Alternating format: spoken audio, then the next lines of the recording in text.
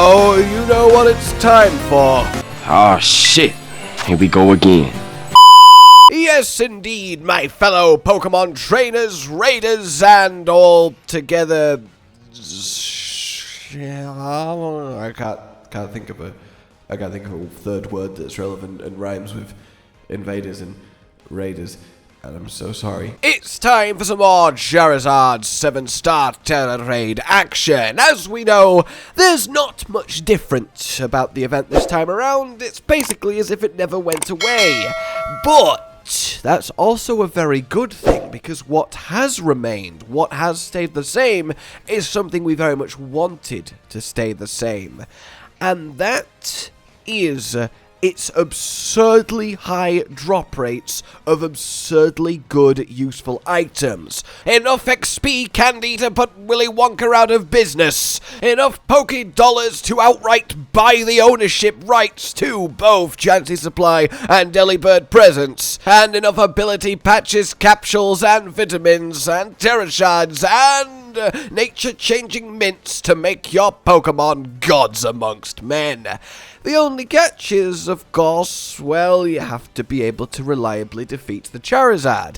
Luckily for us, well, Flutter exists, and just like last time, there really is precious little better in the game than Flutter for this. Flutter for this. Why is no one having a good time? I specifically requested it. It's at this point you'd be like, whoa, what are you talking about? This just sounds like you're telling us what Charizard drops and a strategy for killing him. What's that got to do with, you know, XP farm and all of that stuff? It's just a raid, I mean, I guess.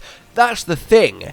Charizard, in terms of time to beat him to XP and money worth of items ratio, is actually the best and greatest farm of both in the entire game, and it's not even close. All of the other items you get are just a massive bonus that you can also sell. You can sell the Ability Patch for like, what, $125 each. You can sell the Ability Capsules for $25 each. You can sell the, calcium if you want to. But bear in mind, like this one here that dropped, I think, 15 calcium, that's 150,000 from one raid in saved money that I no longer have to spend on vitamins when I'm special attack EV training, which along with attack, I would argue is the two most common stats to train.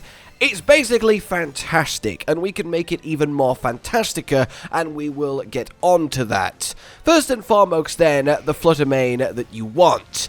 It's fairly simple. You want to give it the covert cloak so it can't be confused from the hurricane spam. You obviously want it level 100. You want it maxed IVs in everything but attack. You want it maxed EV'd in health and special attack. And you want it to have Draining Kiss, Moonblast, Calm Mind, and Fake Tears. Oh, and if you are in Violet, then the exact same setup that Fluttermane is using, but on Sylveon, will give you very similar results. Slightly less effective, but about 95% of the way there, it's your best replacement option if you can't get hold of a Fluttermane. You start the fight, you use Calm Mind twice, you use Fake Tears 3 times, use a Draining Kiss if you need health, and then you simply spam Moonblast and Draining Kiss as needed until the Charizard dies. It really is that simple. After the initial overheat, Charizard never clears his debuffs, so the max Fake Tears stays the entire raid, and that by itself is enough to make it effortless. It really is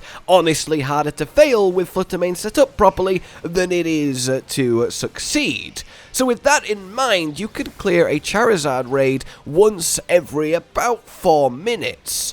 Then you can obviously reset by just going a minute back in time and then go do another one. Let's say it takes you a minute to reset and run to it. That is obviously 12 Charizard raids in an hour. But what we care about is how many you can do in half an hour, which obviously, you know, is just half of that, which is 6, and an average of about 80,000 Pokédollars worth of items dropping, and enough XP candy to do about 30 levels. You basically in half an hour can get nearly 500,000 and 2 Pokemon from level 1 to 100. That is peak efficiency, but it can get even peakerer. because we want to introduce sandwiches. And I know I have gone over this general concept last time Charizard was up, but A, the sandwich edition is very much something I didn't think about last time that I really want to stress this time, and B, I would be remiss not to point all this out again now that we have our final 4 days to actually farm the Charizard. I'll also be sharing with you a little technique trick to keep your Charizard around forever, so you don't even have to farm it specifically for these 4 days. You can just do it leisurely again forever. In any case, what we want, of course, is raid power on our sandwiches. So this is a Tera raid that I did on Charizard. This is what it dropped.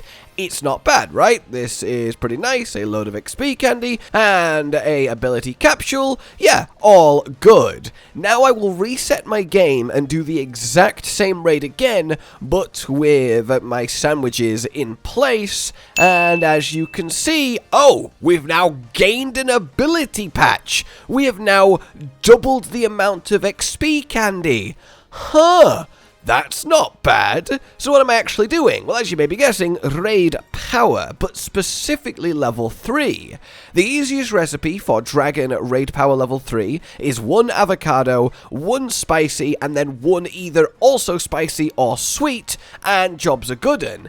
And now at this point, you might be like, Herba Mystica on anything other than shiny farming, you monster! And I know, if you're not comfortable using your Herba Mystica, although you should be because it really is broken at level 3, then do level 2 raid power, have a little bit of a bump in rewards, and that's all good. But let's roll with this level 3 now. This will last half an hour, and the power lasts through you reverting time and re-rolling your Tera raids. The time shenanigans doesn't actually change the time left on your sandwich, which is key to this whole thing.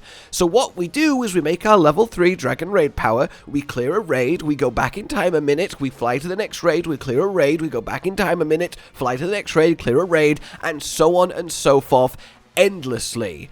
This is ridiculously fast, efficient farming of essentially every valuable resource bar Herba Mystica, as sadly it doesn't drop it, in the game.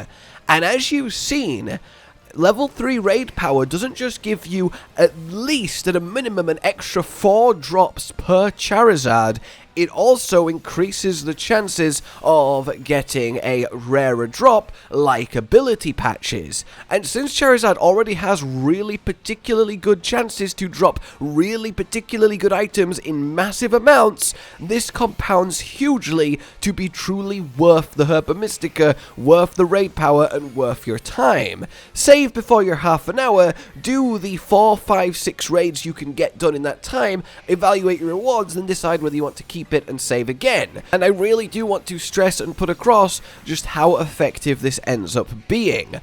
Obviously, if you don't mind just slowly grinding Charizard for hours and hours and days, then the level 3 sandwich to speed it up probably isn't necessary, but certainly do the level 2 sandwich, as it will just get you more things quicker. If you want the recipe for level 2 raid power, well, it is as simple as this. 1 avocado, 1 basil, 1 cheese, cream cheese, pepper, and salt. So, without further ado then, let's reveal how to keep Charizard around forever. Once you connect to the internet to activate the event, if you then disconnect your Switch from the internet, disconnect from the internet in-game, and never reconnect it for as long as you don't reconnect it, you will keep Charizard, even past the 4 days. Now, obviously, it's impractical to leave your Switch offline forever, but it does mean you could leave it offline for, I don't know, a couple of weeks, and have access to Charizard, and therefore Charizard farming